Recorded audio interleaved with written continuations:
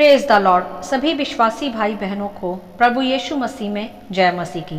Bible शिक्षा channel पर आप सभी का स्वागत है। हमारे इस चैनल को देखने के लिए आप चैनल को सब्सक्राइब करें और बेल आइकन के ऑल बटन को जरूर दबाएं, तभी आपको हमारी आने वाली हर वीडियो का नोटिफिकेशन मिलता रहेगा। आज मैं आपके लिए बाइबल की पुस्तक से निर्गमन अध्याय 33 का 12 से 23 वचन लेकर आई हूँ, मूसा को यहोवा का दर्शन। तो चलिए भाइयों बहनों, हम वीडियो स्टार्ट करते हैं। बाइबल दर्शाती है यहाँ कि यह उस समय की बात है जब मूसा यहोवा से सीने पर्वत पर मिला करता था तथा यहोवा से आज्ञाओं को पाकर इजराइलियों को दिया करता था। तब भी यहाँ इस अध्याय में हम देख सकते हैं कि मूसा परमेश्वर यहोवा की उपस्थिति में उनसे आज्ञा के वचनों को पाने के लिए गया था।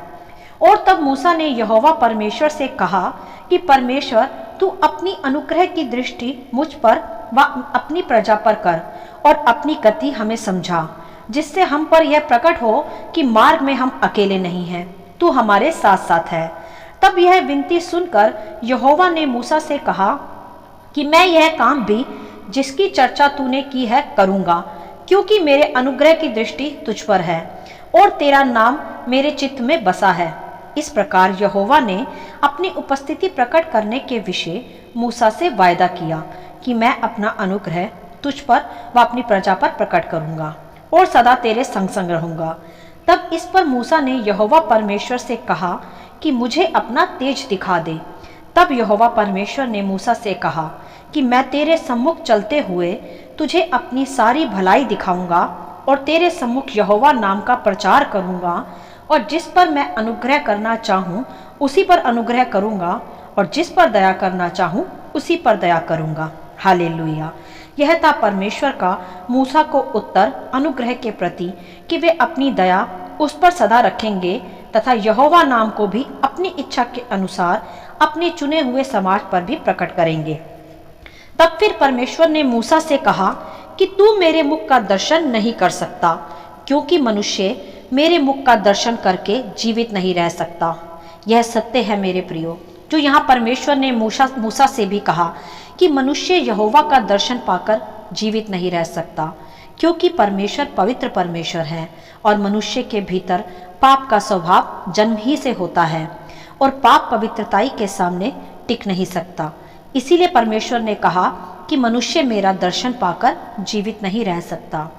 और आगे फिर हम देखते हैं कि यहोवा ने मूसा को अपने दर्शन का एक उपाय समझाया, यह कहकर कि सुन, मेरे पास एक स्थान है, यहाँ तू उस चट्टान पर खड़ा हो और जब तक मेरा तेज तेरे सामने होकर चलता रहे तब तक मैं तुझे चट्टान की दरार में रखूंगा, और जब तक मैं तेरे सामने से होकर ना निकल जाऊं तब तक अपने हाथ से तुझे ढांपे रहूंगा, और फिर मैं अपना हाथ उठा लूंगा, तब तू मेरी पीठ का तो दर्शन पाएगा परंतु मेरे मुख का दर्शन नहीं मिलेगा। इस प्रकार यहोवा परमेश्वर ने मूसा को अपनी पीठ का दर्शन दिया परंतु मुख का नहीं।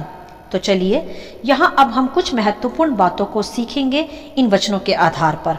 मेरे प्रियो, एक बात यहाँ यह सिद्ध होती है कि परमेश्वर अपने वायदों का सच्चा परमेश्वर है, झूठा नहीं। जब मूसा ने यहोवा से उसके अनुग्रह को मांगा और कहा कि वह खुद को इजराइलियों व मूसा पर प्रकट करे कि वह मार्ग में उनके संग संग है, तो परमेश्वर ने मूसा की वह प्रार्थना को सुना और उस पर खुद को प्रमाणित करने का वायदा भी किया, यह कहकर कि जिस काम की तू चर्चा करता है उस पर मेरी अनुग्रह की दृष्टि होगी। अर्थात यह कि मूसा को परमेश्वर ने जिस कार्य के लिए चुना था उसी कार्य में परमेश्वर ने मूसा को फिर कभी अकेला भी नहीं छोड़ा। यह था परमेश्वर का सच्चा वादा। तो यहाँ हमें भी आज परमेश्वर कहते हैं कि हे मेरे प्रिय बेटे या मेरी प्रिय बेटी, मैंने तुझे नाम लेकर बुलाया है, तू मेरा ही है, मैं तुझे कभी अकेला नहीं छोड़ूंगा, मेरे अनुग्रह की दृष्टि तुम पर सदा बनी रहेगी। इस हियाव के वचनों पर आज हमें भी विश्वास करने की आवश्यकता है। मेरे प्रियो, हम मसीह में जिस उद्देश्य या कार्य के लिए बुलाए गए हैं वे हमारी योग्यता या हमारे बल से संभव नहीं है कि हम पवित्रताई में पूरी शुद्धता से अपनी दया से चल पाएं, क्योंकि मनुष्य में तो पाप का स्वभाव जन्म ही से होता है। परंतु यहाँ परमेश्वर जैसे मूसा के संग संग थे, वे आज हमसे भी यही कहते हैं कि मेरे अनुग्रह की दृष्टि सदा तुम्हारे साथ है। वे हमें बल प्रदान करता है इस पृथ्वी रूपी जीवन में पवित्रताई से जीने के लिए, हर परिस्थिति को हियाव व दृढ़ता से पार करने के लिए वह हमें अनुग्रह देता है। जैसे परमेश्वर ने इजराइलियों को भी और मूसा को भी बल दिया, जंगल के मार्ग में भी सदा उनके संग संग चलकर उन पर अनुग्रह किया, उसी प्रकार उसकी दया की दृष्टि हम विश्वासियों पर भी होती है कि हम मुश्किल सिचुएशंस में भी उसके अनुग्रह को प्राप्त कर चल पाएं, हारे नहीं और घबराए नहीं। और दूसरी सीखने व समझने की बात यह है इस अध्याय में कि परमेश्वर ने मूसा से जब यह कहा कि मनुष्य मेरा दर्शन पाकर जीवित नहीं रह सकता, और परमेश्वर ने मूसा को अपने मुख का नहीं परंतु पीठ का दर्शन दिया, तो हमें यहाँ समझना होगा कि हम भी किस प्रकार परमेश्वर का दर्शन प्राप्त कर सकते हैं। पीठ का दर्शन उस समय जब मूसा को प्राप्त हुआ तो यह उसकी आज्ञाकारिता में चलने ही के कारण था, जो आज के समय में थोड़ा मुश्किल सा है परंतु असंभव नहीं।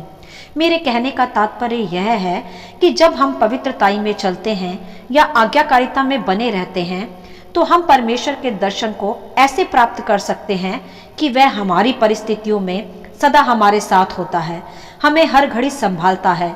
तो यह होता है उसका हमारे जीवन में उपस्थिति होने का उसका दर्शन, और उसका दर्शन मनुष्य तभी पा सकता है जब वह पवित्रताई में और आज्ञाकारिता में चले और हर पर पापों से मन फिराए, उसे इनकार करे। पाप ही के कारण मनुष्य का संबंध परमेश्वर से टूट गया था। नहीं तो पहले परमेश्वर दिन के ठंडे समय आदम से मिलने आया करते थे, परंतु जब आदम और हव्वा ने पाप किया तो फिर उसी पाप के कारण मनुष्य का संबंध परमेश्वर से टूट गया। परंतु आज भी परमेश्वर के साथ संबंध का एकमात्र सच्चा व सरल मार्ग है प्रभु यीशु मसीह। वे मनुष्य व परमेश्वर के बीच में बिचवाई बने, तथा अब जो यीशु पर विश्वास करता है वह परमेश्वर से फिर से संबंध स्थापित कर पाता है, और पवित्रताई में चलकर हम अपने हृदय में आत्मा में परमेश्वर के दर्शन को प्राप्त कर सकते हैं। और परमेश्वर से संबंध व उसका अनुग्रह हमें जीवन रूपी हर कठिन परिस्थितियों से फिर पार निकलने में हमारी अगुवाई करता है। जैसे परमेश्वर ने मूसा को अपनी पीठ का दर्शन दिया तथा जंगल के मार्ग में इजराइलियों को ले जाने के लिए उसकी अगुवाई की और आज्ञाएं दी, और फिर इसी प्रकार मूसा पहाड़ पर यहोवा से मिला करता था तथा परमेश्वर अपनी आज्ञाओं को उसे सुनाया करते थे, और वही आज्ञाएं फिर मनुष्य के लिए आशीष का कारण भी बनी। जो अब उन आज्ञाओं पर चलता है वह आशीषित कहलाता है, क्योंकि परमेश्वर का दर्शन व संबंध मनुष्य के लिए वह उत्तम आशीष है जिसके लिए परमेश्वर ने मनुष्य की रचना की थी। मेरे प्रियो, आज हम परमेश्वर का दर्शन कैसे कर सकते हैं? यही सवाल आज हमारे मनों में भी होता है कि परमेश्वर हमसे बात करे, हमें अपना दर्शन दे। जैसे परमेश्वर ने मूसा से बातें की, उसके संग संग रहे, वैसे परमेश्वर का दर्शन हमें भी मिले। तो भाइयों बहनों, मैं आपको पवित्र आत्मा की अगुवाई से बताना चाहूँगी कि आज भी हमें भी परमेश्वर का दर्शन प्राप्त हो सकता है। किस तरह? जानिए। जी हाँ, आज हम परमेश्वर का दर्शन प्रभु यीशु के द्वारा प्राप्त कर सकते हैं। उसके वचन का अध्ययन करके कर सकते हैं, क्योंकि बाइबल दर्शाती है, यूहन्ना अध्याय 1 के वचन 1 में लिखा है कि आदि में वचन था और वचन परमेश्वर के साथ था और वचन ही परमेश्वर था। हालेलुया। तो यहाँ समझा आपने कि हम परमेश्वर का दर्शन कहाँ और कैसे प्राप्त कर सकते हैं। जी हाँ भाइयों बहनों, हम परमेश्वर का दर्शन आज वचन के आधार पर कर सकते हैं, क्योंकि वचन ही देहधारी होकर पृथ्वी पर प्रभु यीशु के रूप में आया था और आज भी हमारे साथ साथ है वचन के द्वारा। जैसे आदि में पुराने नियम में यहोवा का दर्शन मूसा को प्राप्त हुआ, क्योंकि तब परमेश्वर इसी तरह उससे बात किया करते थे, विजिबिलिटी में आकर अपनी आज्ञाएं उन्होंने मूसा को बताई थी।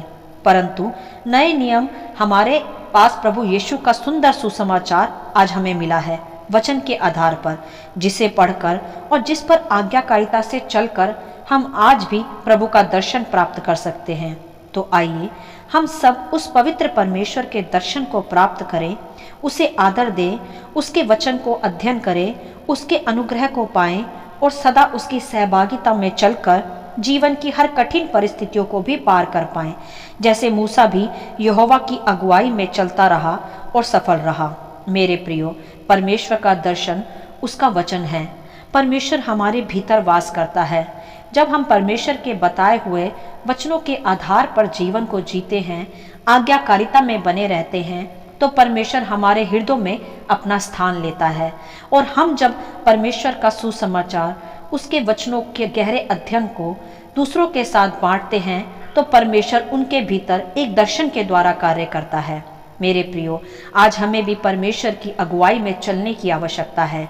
जिस प्रकार मूसा परमेश्वर की अगुवाई में चलता था और फिर वह इजराइलियों को लीड करता था, उसी प्रकार आज हम विश्वासियों को भी परमेश्वर की अगुवाई में, उसकी आज्ञाओं में चलने की आवश्यकता है और उसी आज्ञाओं को और उसके वचन की गहराइयों को दूसरों के साथ बांटते हुए हम परमेश्वर के सुंदर दर्शन को फिर प्रकट कर सकते हैं।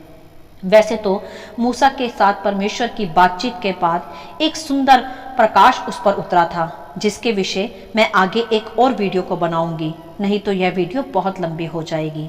परंतु आज इस जगह पर मैं यही कहना चाहूँगी कि परमेश्वर के दर्शन को पाने के लिए हमें परमेश्वर के वचनों में बढ़ना होगा, उसकी आज्ञाकारिता में चलना होगा, अपना जीवन पूरी तरह उसमें समर्पित करना होगा और दूसरों के साथ भी उसके गहरे वचनों को शेयर करना होगा।